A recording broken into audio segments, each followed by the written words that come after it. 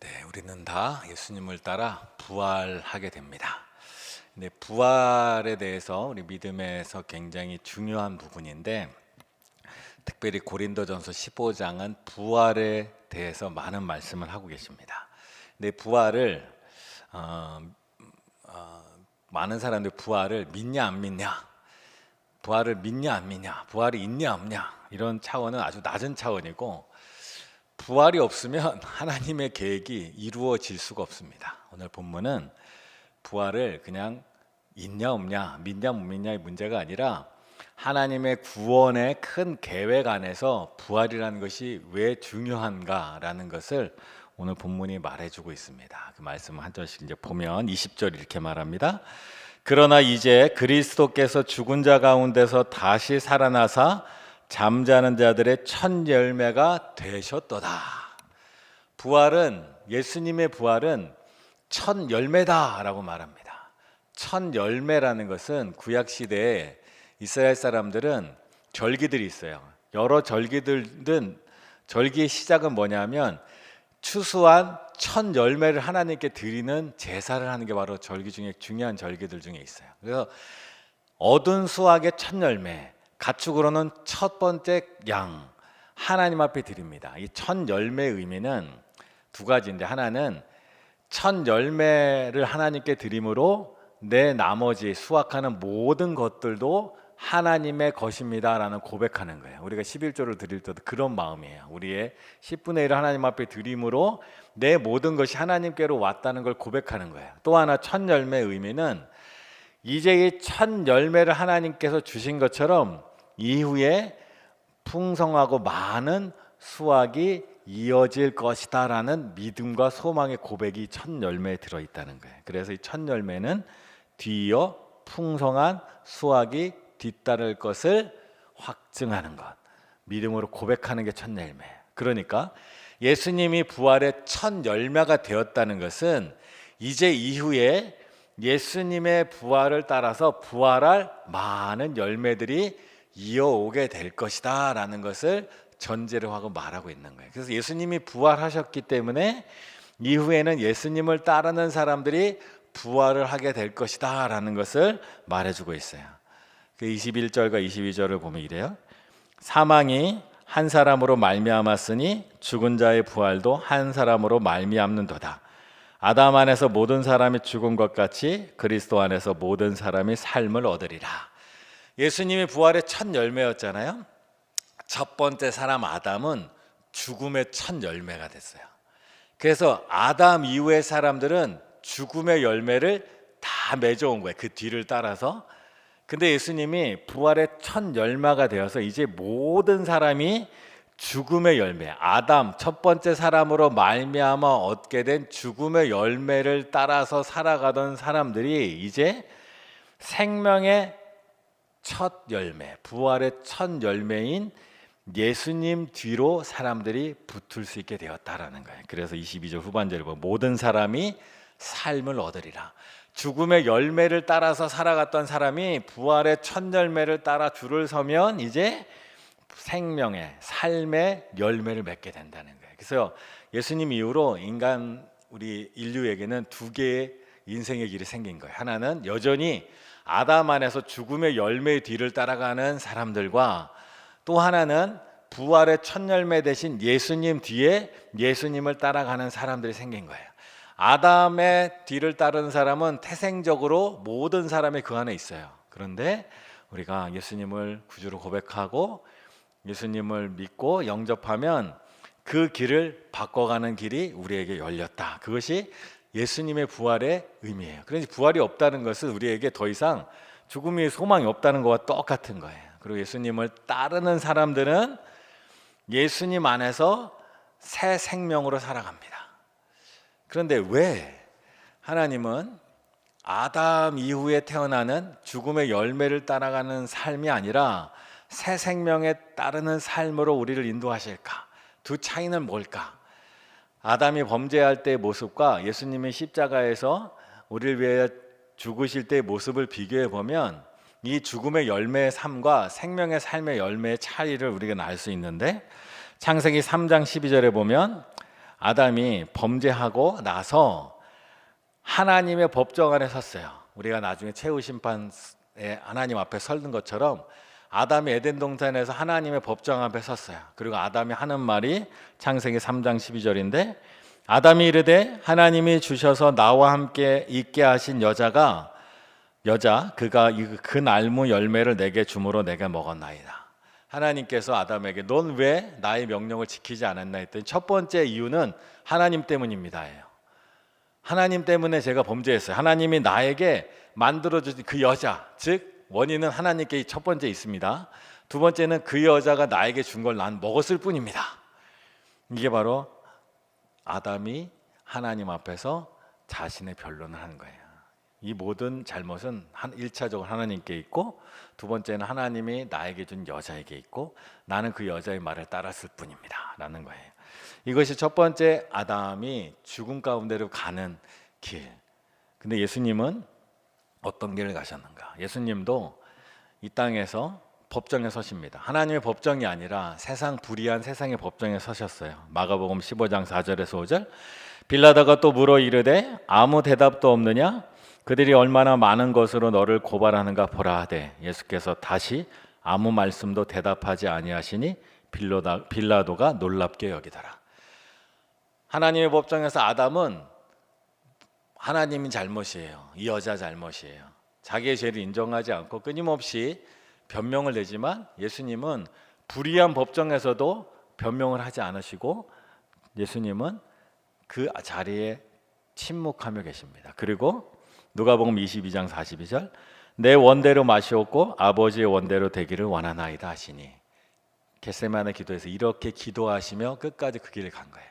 첫사람 아담은 죽음의 열매를 맺을 때 하나님 앞에 불순종함으로 자신의 죄를 회피하고 하나님께 떠넘기고 다른 사람한테 떠넘기면서 죽음의 열매를 맺어왔다면, 예수님의 새 생명은 하나님 뜻에 온전하게 순종함으로 나아가는 것이 바로 생명의 열매의 모습이다라는 것을 우리에게 보여줍니다. 또 아담은 하나님으로부터 선고를 받습니다. 창세기 3장 18절, 땅이 내게 가시덤불과 엉겅퀴를 낼 것이라 내가 먹을 것은 밭의 채소인즉. 가시덤불과 엉겅퀴를 하나님은 아담에게 저주로 내셨어요. 근데 예수님은 십자가에 달리실 때 마가복음 15장 17절, 예수께서 예수에게 자색 옷을 입히고 가시관을 엮어 씌우고 나무에 달린 자는 하나님께 저주를 받았음이니라.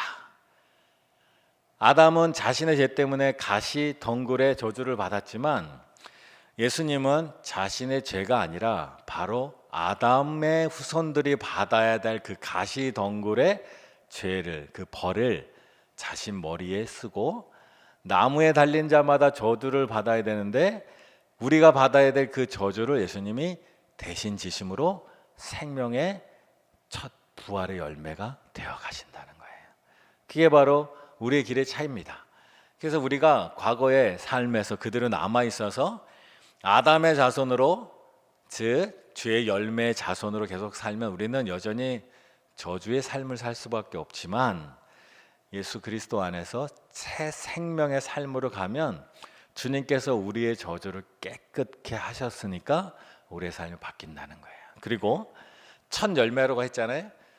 첫 열매는 그 다음 열매들이 따라가게 돼 있습니다. 아담은 이 하나님의 법정에서 자신의 죄를 회피하고 하나님께 죄를 돌리고 하와에게 죄를 돌리고, 그래서 저주를 받았어요.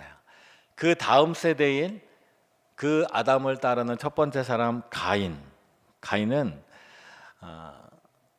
자신의 동생 아벨을 죽였어요. 그리고 그도 하나님의 법정 앞에 섰어요. 하나님 앞에 내 동생 어디 있느냐 물을 때 가인의 대답이 창세기 4장 9절이에요. 내가 알지 못하나이다. 내가 내 아우를 지키는 자니까 라고 대답합니다. 아담도 가인도 아마 근본적인 생각은 같아요. 내가 왜 동생을 죽였을까? 가인은 첫 번째 이유는 뭘까요? 하나님 때문이에요. 왜 하나님 때문이에요? 하나님이 동생 아벨의 제사는 받고 내 제사는 안 받은 거예요. 가인의 제사는. 왜 하나님이 내 제사는 안 받고 아벨의 제사를 받아요? 원인은 하나님께 있는 거예요. 세상의 중심이 자기예요.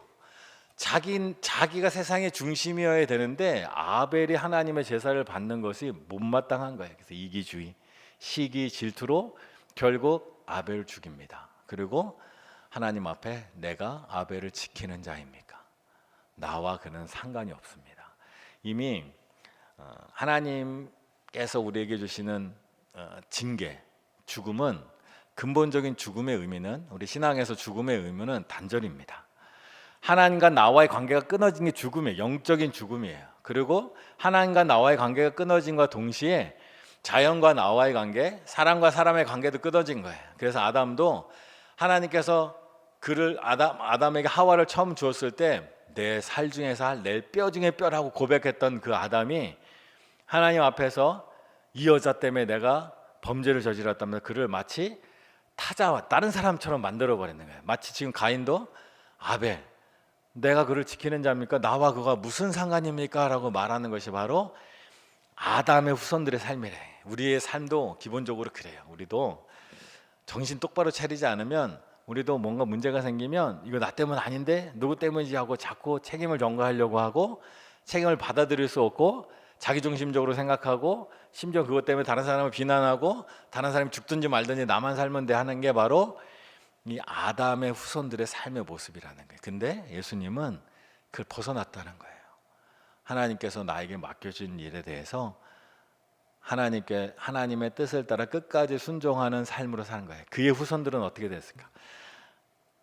예수님이 부활의 첫 열매가 되셨고 그를 따르는 사람들은 어떻게 했을까? 초대교회 모습에서 우리는 볼 수 있는데, 사도행전 4장 32절, 믿는 무리가 한 마음과 한 뜻이 되어 모든 물건을 서로 통용하고 자기 재물을 조금도 자기 것이라 하는 이가 하나도 없더라.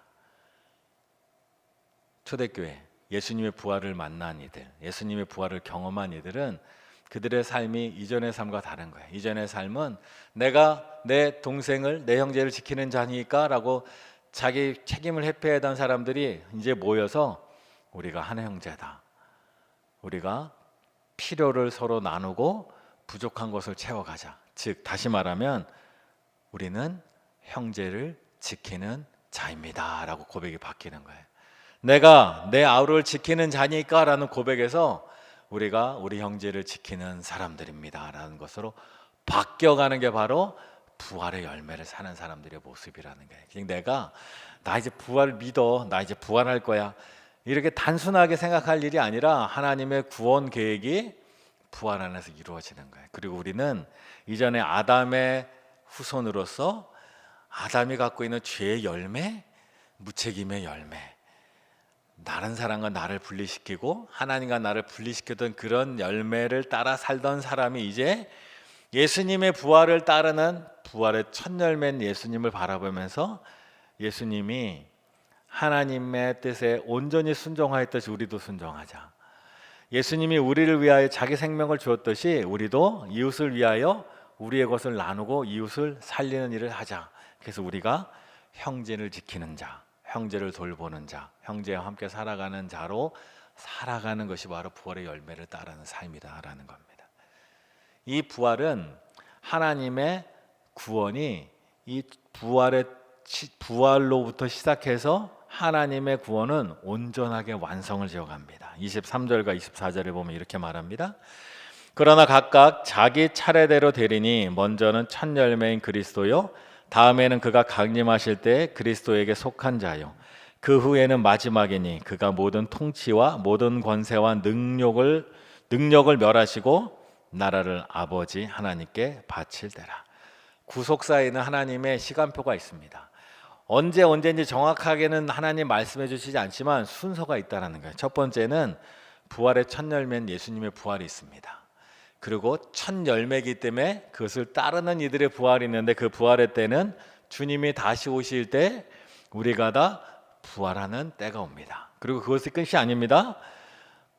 예수님께서 이 땅에 다시 오시면 모든 대적을 물리치시고 온전한 하나님의 나라가 완성이 되는 거예요. 그래서 예수님의 부활은 믿고 없고, 믿고 안 믿고의 문제가 아니에요. 예수님의 부활을 믿지 못하면 우리는 하나님의 구원 계획에 들어갈 수가 없는 거예요. 예수님의 부활이 있고, 그 다음 우리의 부활이 있고, 그 다음에 하나님 나라가 완성되는 구원의 계획이 예수님의 부활로부터 성취되고 이루어지기 시작했다라는 거예요. 예수님의 부활을 따르는 것이 바로 우리의 삶이다라는 겁니다. 25절과 26절 이렇게 말합니다. 그가 모든 원수를 그 발 아래에 둘 때까지 반드시 왕 노릇 하시리니 맨 나중에 명말받을 원수는 사망이니라. 하나님이 우리에게 세우신 구원의 계획이 완성될 때 아담에게 주었던 첫 번째 사람에게 주었던 죽음의 열매, 즉 죽음의 열매를 하나님이 이제 완전히 멸망, 즉 아무 무능한 것으로 바꿔버리시는 것으로 하나님의 구원은 완성이 됩니다. 즉 창세기 3장에서 시작된 하나님의 구원의 시작이 사람과 하나님이 분열되고 떨어져서 더 이상 하나님과 사람이 하나 되지 못했던 이 죽음의 시대가 하나님이 예수님을 이 땅에 다시 보내시고 하나님 나라가 완성될 때 이루어지는 거예요. 그래서 사망은 최종적으로 사라져 버리는 것, 그것이 바로 하나님이 우리에게 주시는 약속이다라는 겁니다. 하나님은 우리가 그 구원의 첫 열매인 예수님을 따라서 나아가기를 원하시는 거예요. 우리가 이 땅에 살아갈 때 사실은 우리를 가장 괴롭히고 두렵게 하는 것이 죽음입니다. 많은 세상 사람들이 오해하는 것이 있어요. 죽음은 끝난다라는 오해입니다. 죽음은 절대 끝나지 않습니다. 예수님이 이 땅에 오시기 전에는 유대인들 중에도 죽음은 끝난다라고 생각하는 사람들이 많았어요. 근데 예수님이 오시고 나서 예수님이 부활하시고 나서 우리에게 정확하게 알려준 진리는 죽음이 끝이 아니다라는 거예요. 죽음은 하나의 관문일 뿐입니다. 죽음은 지나가는 과정일 뿐입니다. 이 땅의 삶이 괴롭고 힘들고 어려운 일도 많지만 죽음의 관문을 지나면 우리가 이 땅에서 부활의 첫 열매인 예수님을 따라 살아갔는가, 아니면 여전히 아담의 뒤를 따라갔는가에 따라서 사망으로 또는 생명으로 우리의 길이 다시 열리기 시작한다는 거예요. 그래서 우리는 믿음 안에서는 죽음을 두려워할 필요가 없습니다. 물론 가보지 않은 세상이라 두려운 거죠. 마치 우리가 수술을 하게 되면 수술하면 낫는 걸 알지만 수술방에 들어갈 때 두려워하는 건 사람에게 일어나는 일이에요. 그것도 많이 경험하다 보면 두려움도 사라지지만 그런 것처럼 우리가 아직 모르는 영역이라 두려울 뿐이지 약속은 분명합니다. 우리는 죽음 앞에서 끝나는 인생이 아니라 그 위의 삶으로 이어져가는 인생이에요. 그래서 오늘의 우리의 삶이 굉장히 중요한 겁니다. 그리고 더 이상 죽음은 우리를 지배할 수 없습니다. 고린도전서 15장 55절에 사망아 너의 승리가 어디 있느냐, 사망아 내가 쏘는 것이 어디 있느냐. 죽음은 우리를 끝내지 못합니다. 그래서 아무리 이 땅이 절망스럽고 힘들고 어렵고 그래도 죽음은 끝날 거라고 착각하시고 이상한 생각하시면 안 됩니다. 죽어도 끝나는 게 아닙니다. 그리고 하나님 안에서는 예수님이 우리에게 부활의 첫 열매를 주신 이유는 죽음이 끝나는 것이 아니지만 동시에 죽음이 절망이 아니다라는 거예요. 죽음과 같은 절망에서도 하나님 나라에는 소망이 있습니다. 하나님 나라에서는 다시 일어날 기회가 있습니다. 주님께서 우리를 그렇게 만드시고 우리 자신을 만드시고 또 우리의 공동체를 그렇게 만드셨어요. 그래서 예수님이 우리에게 부활의 첫 열매가 되시며 우리를 위하여 생명을 주시고 우리를 살리기 위하여 하나님께서 아들을 보내시고 아들인 예수님은 우리를 위하여 생명을 주시고 그것을 본받은 그리스도의 공동체는 남의 허물들을 감싸 안고 함께 세워져가는 아름다운 공동체로 나아가는 거예요. 그래서 교회 안에는 사람을 책망하기보다 먼저 용서하고 사람을 비난하기보다 품어주고 안아주고 누구나 다 실수는 할 수 있고 누구나 다 잘못된 선택을 할 수 있어요. 그러나 다시 일어설 수 있는 기회, 그리고 내가 너를 도와주고 그가 나를 도와주고 함께 도우며 세워져 가는 것이 바로 교회의 모습이고 하나님이 만드신 아름다운 공동체의 모습입니다. 그리고 마지막 때에 28절 이렇게 말합니다.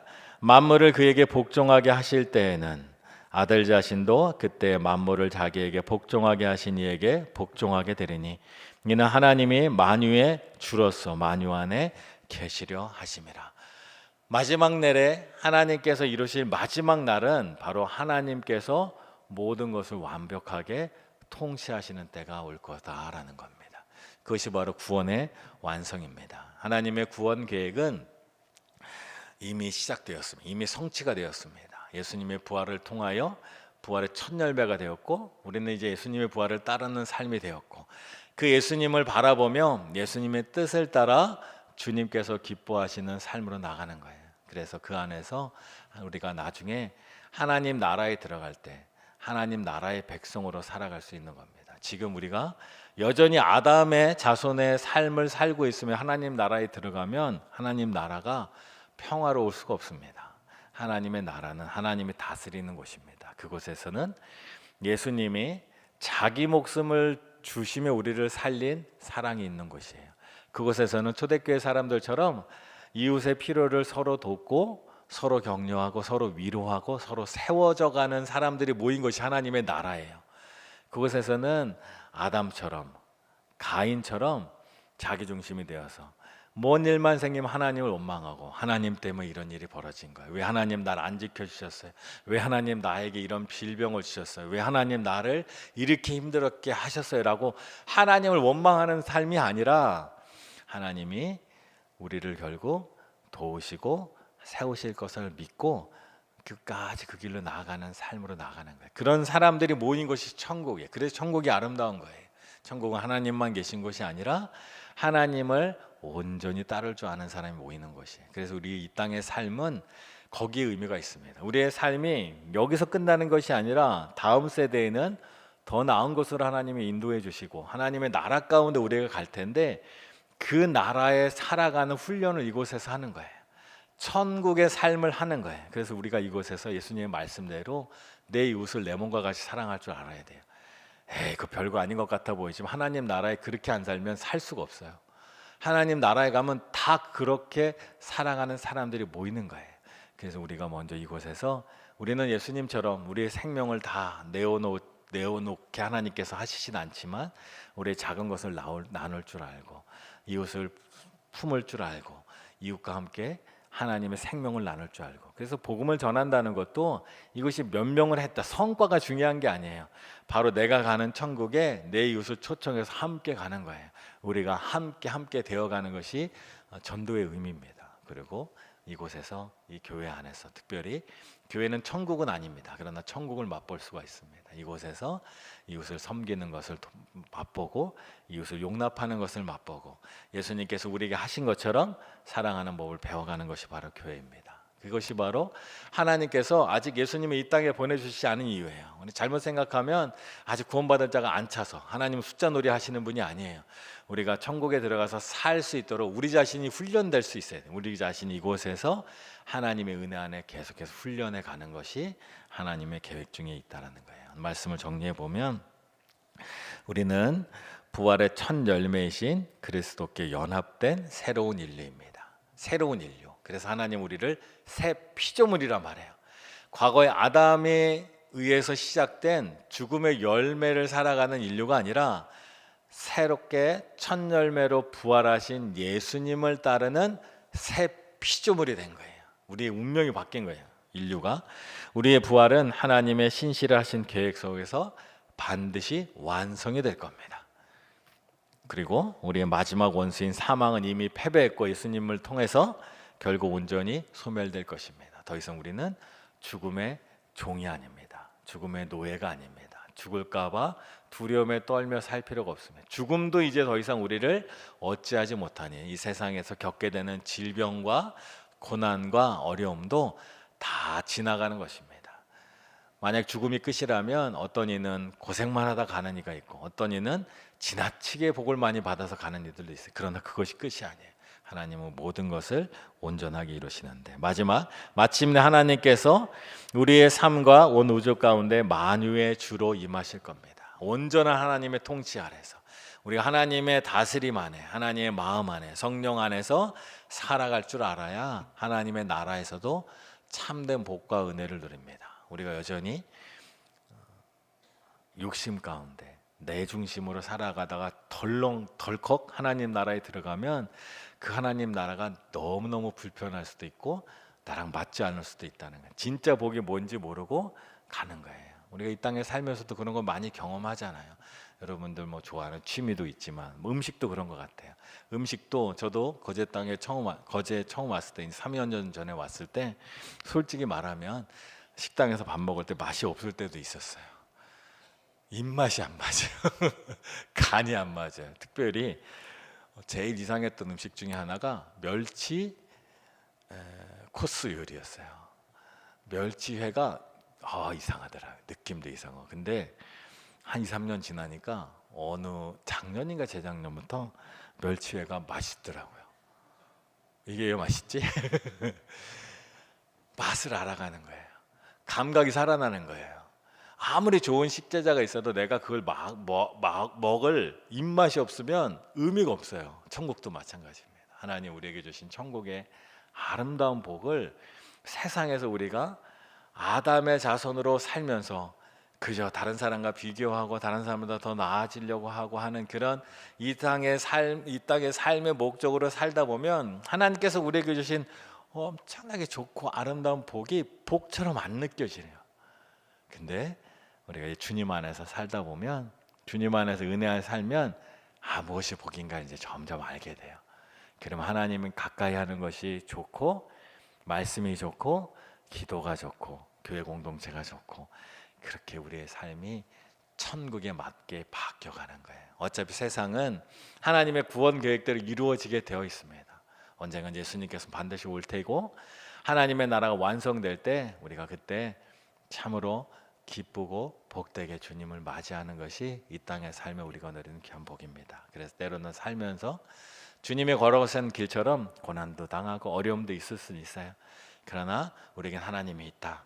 또 우리에게는 나를 지켜줄, 나와 함께할, 내가 내 동생을 지키는 자니까 하던 그런 이상한 인간들이 아니라 나는 내 형제를 지키기 위하여 함께 모여있는 아름다운 공동체라는 것을 우리가 느끼고 경험하고 그분들과 함께 우리와 함께 하나님의 나라를 향하여 나아가는 것입니다. 오늘 우리가 그 마음으로 주님이 우리를 위하여 첫 번째 부활의 열매가 되셨다는 것이 우리가 얼마나 귀한 은혜이고, 또 우리는 그 부활의 열매를 따라서 우리 또한 부활의 삶으로 나아가는 그런 우리 모두 되기를 간절히 축원합니다.